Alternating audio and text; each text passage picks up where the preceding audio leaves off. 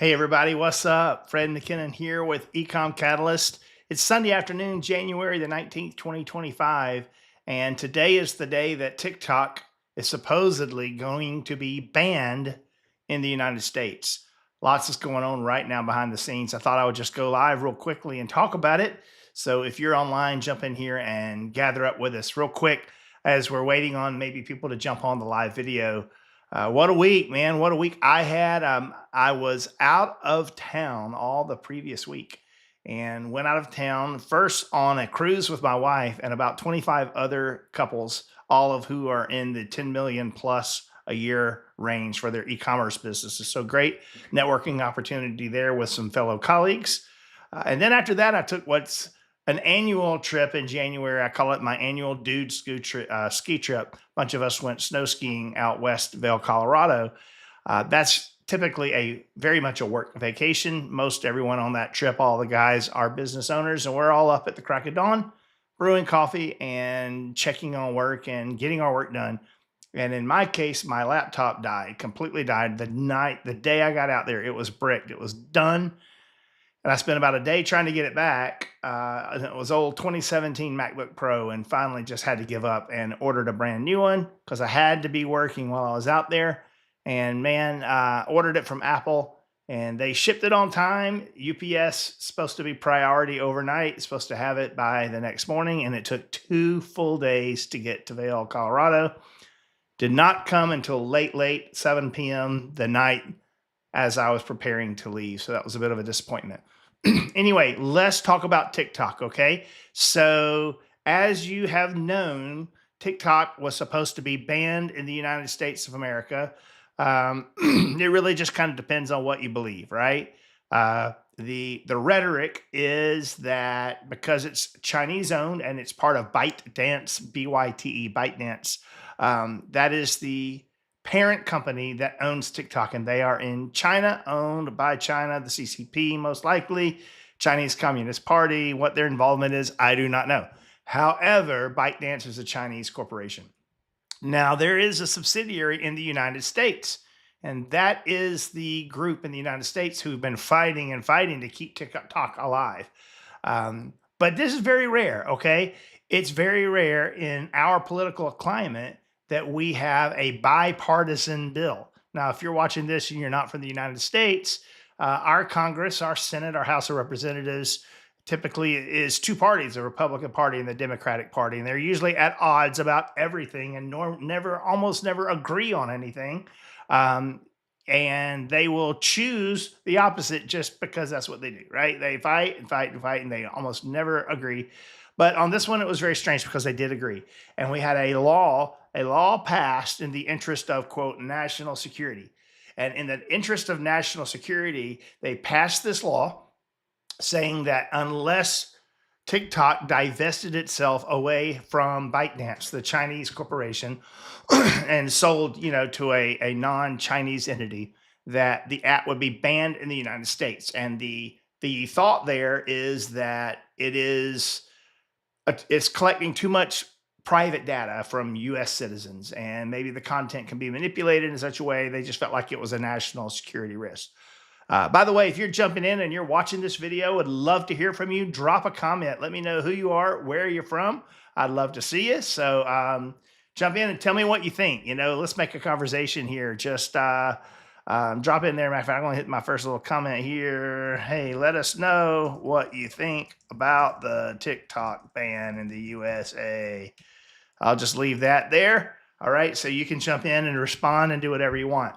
But anyway, there's just a lot of discussion here about, the whole, give me a break. Is this really a national security risk? Is this really a problem?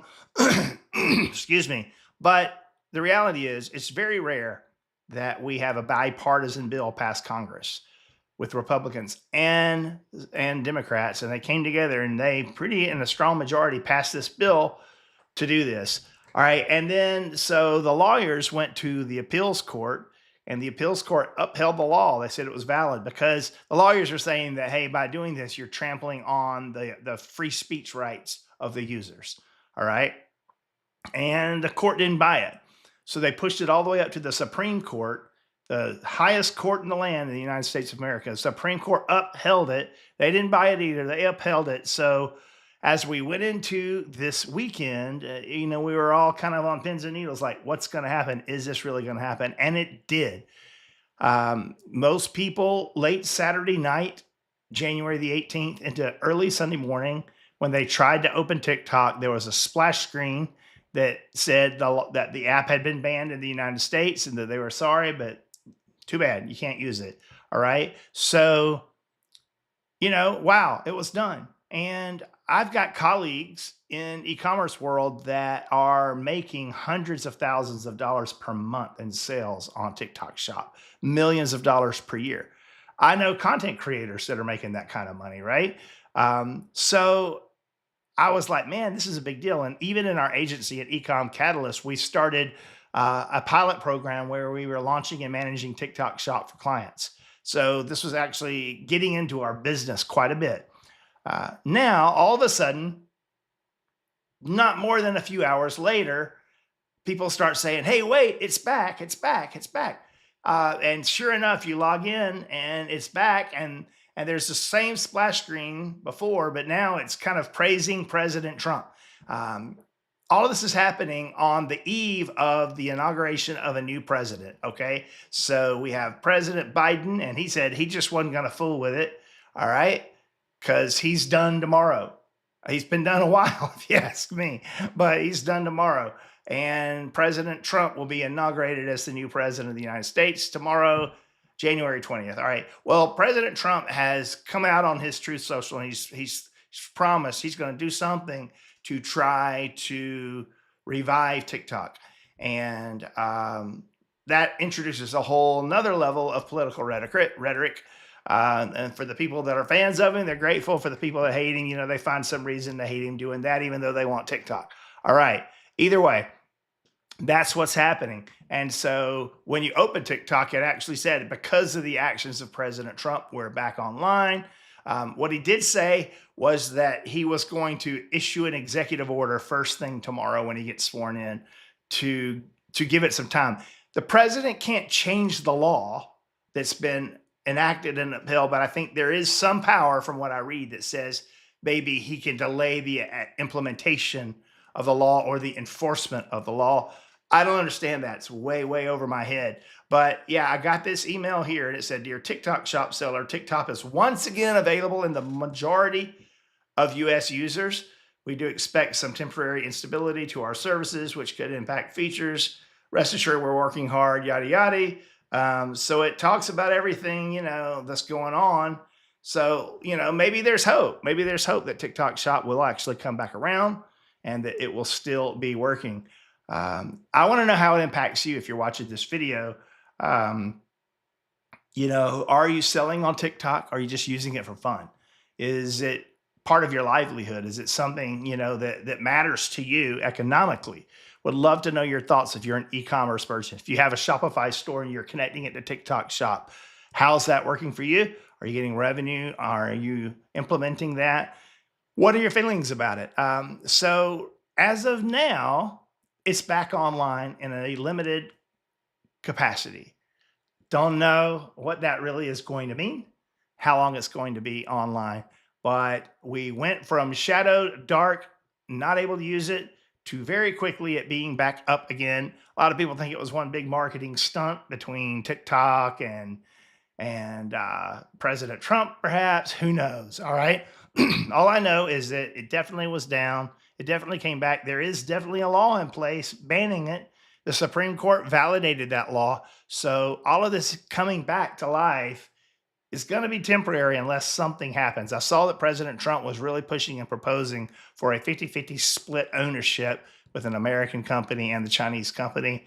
We'll see what's happening, but that's what's happening here. I'm kind of in the middle of Sunday afternoon and don't have a lot of live viewers. So this will be archived and on the site. You'll be able to watch this anytime you want.